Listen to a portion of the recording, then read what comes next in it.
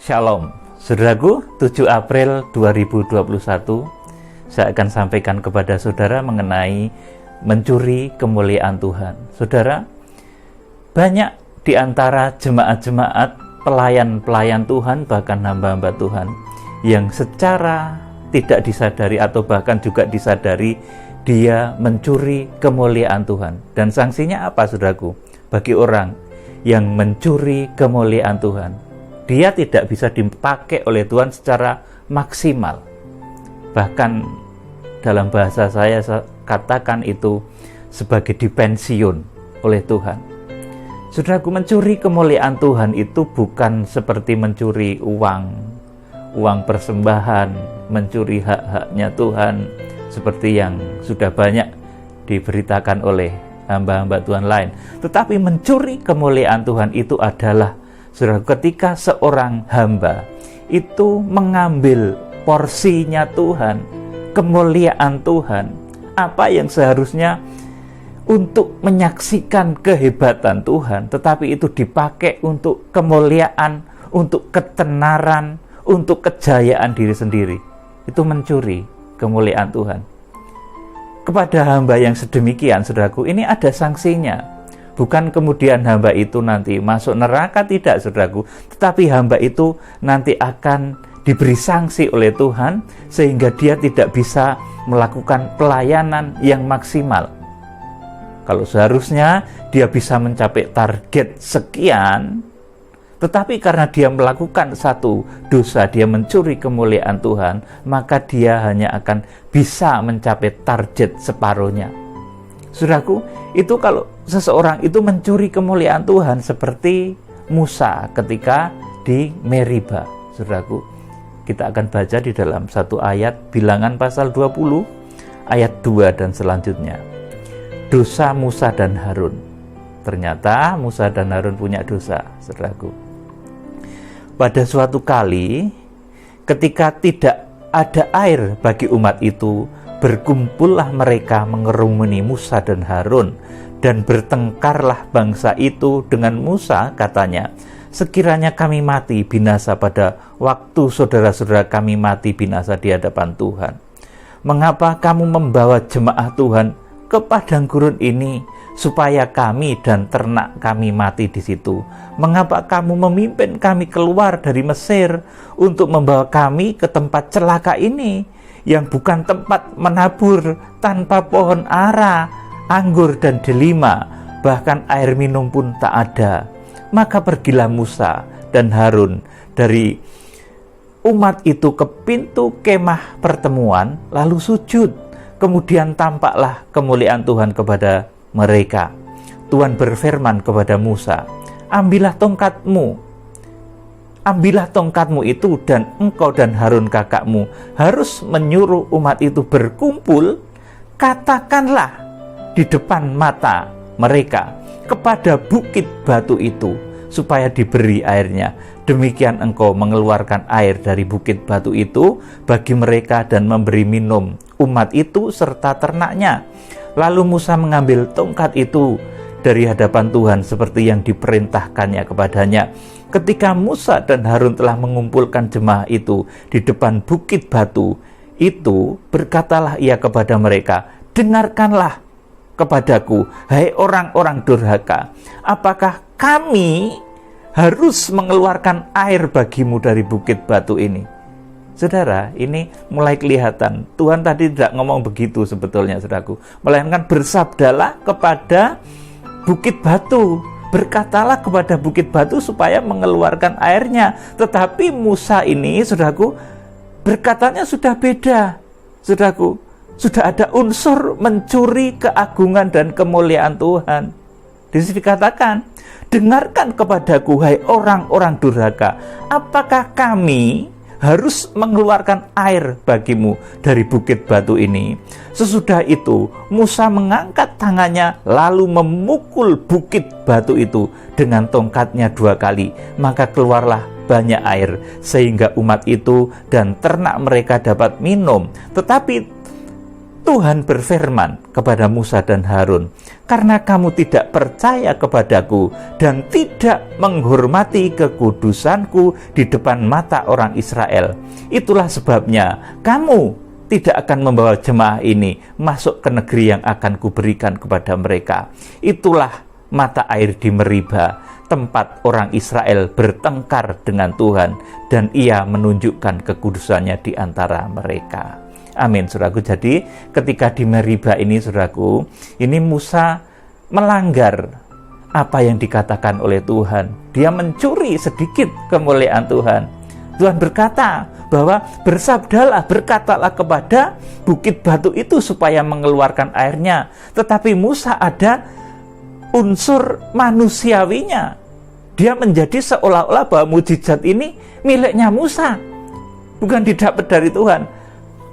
Apakah yang kamu kehendaki? Apakah kami harus mengeluarkan air dari bukit batu ini? Ini kata Musa seperti itu, saudaraku. Kemudian ketika Musa mengadakan mujizat itu bukan dengan bersabda kepada batu gunung seperti perintah Tuhan, tetapi dengan cara memukul dies, saudaraku. Kemudian batu gunung itu pun mengeluarkan air. Saudaraku, ini Musa sudah melanggar atau mencuri kemuliaan Tuhan. Hal seperti ini, saudaraku, ini sangat tidak baik untuk hamba-hamba Tuhan, untuk pelayan-pelayan Tuhan. Kalau seseorang dipakai oleh Tuhan secara luar biasa dengan karunia kesembuhan ilahi mungkin, saudaraku, dengan karunia penglihatan, karunia bernubuatnya, dengan segala macam fasilitas surga, saudaraku, jangan sampai kita itu menjadi lebih membuat nama kita, ego dan nama kita itu lebih tenar dari nama Tuhan. Kalau kita melakukan satu mujizat kesembuhan, itu yang lebih tenar biarlah Tuhan. Jangan sampai, saudaraku, kita yang menjadi tenar banget. Waduh, pendeta itu hebat sekali, bisa sembuhkan orang, doakan orang sembuh begini. Saudaraku, jangan sampai ini mencuri kemuliaan Tuhan. Hal yang seperti ini mencuri kemuliaan Tuhan. Karena kemudian yang menjadi lebih tenar adalah pribadi, adalah oknum tersebut. Ini yang dahulu dilakukan oleh Musa di dalam ketidaksadarannya. Sehingga Musa nanti dipensiun, tidak bisa melangkah kepada tanah perjanjian. Tetapi nanti yang akan membawa bangsa Israel sampai ke tanah perjanjian itu namanya Yosua bin Nun. Karena pelanggaran Musa tersebut. Saudaraku yang dikasih Tuhan, jadi kalau seorang hamba, seorang jemaat, seorang penetua jemaat, pelayan Tuhan, dia dikaruniai dengan karunia-karunia surgawi. Jangan sampai dengan karunia surgawi itu, saudaraku, dia kemudian membangun menara kemegahan bagi dirinya. Perhatikan baik-baik. Ketika sudah dipercaya satu mujizat kuasa kesembuhan ilahi, jangan yang menjadi tenar itu nama saudara. Nanti saudara akan mencuri kemuliaan Tuhan dan saudara akan bisa dipensiun sebelum jatah yang sebenarnya Tuhan berikan kepada saudara. Saudara yang dikasihi Tuhan, jadi ini sangat penting. Saudaraku, berulang kali di dalam pelayanan saya ketika saya mendoakan orang jarak jauh dari sakit COVID-nya menjadi sembuh, dari sakit kankernya menjadi sembuh dan lain sebagainya, saudaraku. Saya selalu kalau ada orang, terima kasih Pak Pendeta, luar biasa sekali kuasa Tuhan. Puji Tuhan, pujilah Tuhan Yesus Kristus. Dia yang layak dipuji. Yang pertama saya ucapkan itu, saudaraku. Bahkan saya pun menjadi heran, saudaraku. Karena saya merasa itu betul-betul bukan kekuatan saya. Kalau ada orang sakit kanker, sudah stadium 3, bahkan stadium akhir, bisa sembuh lagi, itu jelas bukan kekuatan saya. Bagaimana saya bisa memegahkan diri di satu tempat, saudaraku, pada jarak yang jauh, bahkan lintas benua? Saya pernah mendoakan supaya angin badai itu berhenti, dan itu berhenti. Saya sadar itu bukan kekuatan saya, saudaraku, tetapi itu kekuatan Imam Besar Agung Tuhan Yesus yang melayani, saudaraku, kegerakan akhir zaman ini. Makanya saya semakin, saudaraku, Tuhan memberikan anugerah, memberikan kepercayaan hal-hal seperti itu, saudaraku. Ini saya semakin heran, saudaraku. Ini bukan aku yang melakukan, tetapi itu tangan Imam Besar Agung. Pujilah Tuhan yang melakukannya itu.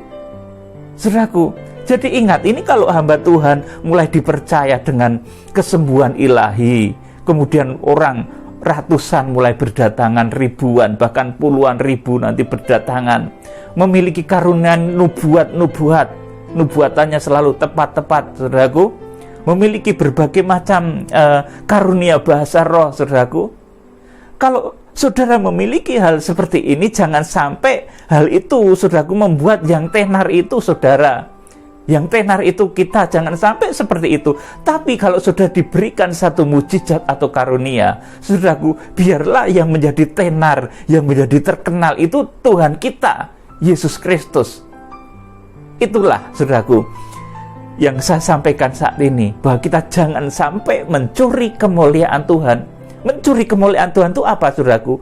Menggunakan fasilitas yang Tuhan berikan, baik itu fasilitas mujizat, kuasa, doa, mujizat-mujizat lain, saudaraku, yang mengguncang langit dan bumi, saudaraku. Ini untuk ketenaran, membangun menara ketenaran kita sendiri. Saudara, bangunlah menara ketenaran Tuhan. Maka saudara nanti akan dipakai sampai akhir zaman, sampai kedatangan Tuhan. Tetapi kalau saudara melakukan dosa seperti Musa, sering mencuri kemuliaan Tuhan dan tidak bertobat, saudara bisa dipensiun nanti di tengah jalan. Ya, saudara memang mungkin tetap selamat dan masuk surga, tetapi saudara tidak akan bekerja maksimal. Seperti Musa itu sebetulnya, saudaraku, Tuhan berharap juga Musa itu bisa memimpin bangsa Israel sampai kepada tanah perjanjian, tetapi karena Musa mencuri kemuliaan Tuhan, akibatnya Musa dipensiun. Saudaraku, banyak pelayan-pelayan Tuhan yang sedemikian. Hebat, dia memiliki karunia hikmat, karunia makrifat yang luar biasa, dahsyat, mendoakan orang sembuh, membangkitkan orang mati, bahkan saudaraku, bisa bangkit, saudaraku. Tetapi kemudian belakangan, saudaraku, yang menjadi tenar itu namanya. Saudaraku, wah, pendeta itu hebat sekali ya, hamba Tuhan itu hebat, mari kita datang ke sana, kita datang ke sana. Yang menjadi tenar itu nama dia, menara ketenaran pribadi. Saudaraku yang dikasihi Tuhan, padahal kalau kita dilengkapi dengan kuasa, hikmat, kemuliaan, semuanya itu adalah supaya yang menjadi tenar itu nama Tuhan Yesus. Saudaraku yang dikasihi Tuhan, sekali lagi, kalau seseorang itu sampai membangun menara ketenaran diri sendiri, maka dia nanti akan dipensiun oleh Tuhan. Jadi jangan sampai, saudaraku, kita ini membangun menara ketenaran untuk diri kita sendiri dengan fasilitas yang Tuhan beri. Saudaraku yang dikasihi Tuhan, ini sangat penting belajar dari kisah Musa. Di akhir zaman nanti akan ada juga tentunya hal-hal yang demikian. Orang-orang yang karena mencuri apa yang menjadi kekudusan Tuhan, sebetulnya itu untuk memuliakan Tuhan, tapi itu dipakai untuk kemuliaan diri sendiri, membangun menara kemuliaan diri sendiri. Maka hamba-hamba seperti itu nanti akan dipensiun, tidak akan bisa membawa jemaat sampai kepada rencana Tuhan, menyambut kedatangan Tuhan Yesus Kristus hidup-hidup. Saya selalu kontrol diri, saudaraku, di dalam pemberitaan kitab Wahyu ini. Kalau saya menyampaikan segala sesuatu, melalui saya mendoakan orang bisa sembuh. Saudaraku, berdoa tentang alam raya, supaya turun hujan, turun badai, dan lain sebagainya, menghentikan angin, dan lain sebagainya, saudaraku. Kalau itu terjadi lewat doa saya, lewat kata-kata saya, itu yang bekerja ini bukan aku ini, saudaraku, tetapi imam besar yang melayani, saudaraku, di dalam kegerakan akhir zaman ini. Imam besar kita ini Tuhan Yesus Kristus. Jadi, saudaraku, kalau ada seseorang yang membangun menara kemuliaan dirinya sendiri, dia nanti akan dipensiun oleh Tuhan. Dia tidak akan berhasil membawa jemaat akhir zaman itu sampai kepada kedatangan Tuhan Yesus Kristus. Jadi, Tuhan membutuhkan hamba-hamba yang baik, bukan hamba-hamba yang mencuri kemuliaan namanya, tapi hamba-hamba Tuhan yang baik, yang betul-betul kalau melayani, dipercaya fasilitas surgawi, itu akan dia gunakan semuanya untuk membangun kemegahan nama Tuhan Yesus Kristus. Saudaraku, nabi-nabi palsu, saudaraku, kemudian Mesias palsu, yang mengaku sebagai Mesias, saudaraku, itu mereka membangun kemuliaan dirinya sendiri, membangun namanya sendiri. Makanya di akhir zaman nanti akan muncul banyak yang mengaku Mesias, baik dari benua Asia, dari China, saudaraku, dari Afrika, dari Amerika, bahkan juga mungkin dari Timur Tengah, atau mungkin dari Indonesia sendiri, mengaku sebagai Tuhan. Saudaraku, ini payah, saudaraku, dan ini Tuhan tidak suka. Jadi kalau sudah dipercaya oleh Tuhan dengan kuasa, hikmat, makrifat, pengetahuan surga, kuasa-kuasa yang dahsyat, hendaknya itu untuk membangun kemuliaan nama Tuhan kita Yesus Kristus. Dia anak domba Allah yang tersembelih. Dia Tuhan Yesus Kristus, mempelai pria surga kita, raja di atas segala raja, itu cuma Dia, saudaraku.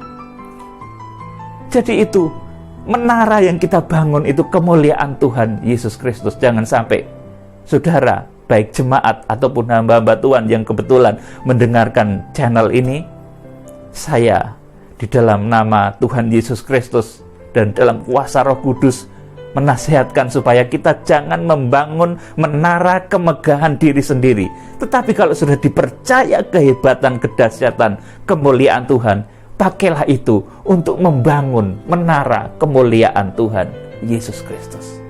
Nanti sudah akan dipakai sampai akhir, sudah akan dipakai sampai menyambut kedatangan Tuhan Yesus Kristus yang kedua, sampai nanti jemaat-jemaat itu harpazo diangkat, kalau dalam bahasa Jawa kapulung, diangkat, del naik, begitu saudaraku.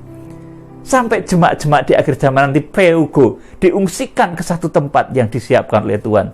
Wahyu pasal 12 ayat yang ke-6 dan ayat yang ke-14.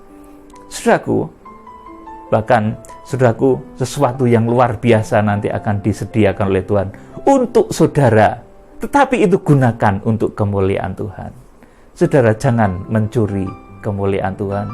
Memang sanksinya tidak kemudian sanksi yang fatal yang langsung menghancurkan, karena itu mungkin ada khilaf dan lain sebagainya, tapi orang yang mencuri kemuliaan Tuhan itu nanti dia akan dipensiun di tengah pekerjaannya, saudaraku. Seperti kalau saudara punya hamba yang jahat, ya saudaraku, hamba yang tidak baik, saudara punya pembantu lah misalnya, saudaraku, tetapi karakternya nggak baik, maka saudara pasti akan menghentikan dia. Saudaraku yang dikasihi Tuhan Yesus, kiranya Tuhan memberkati saudara dengan roh hikmat dan wahyu.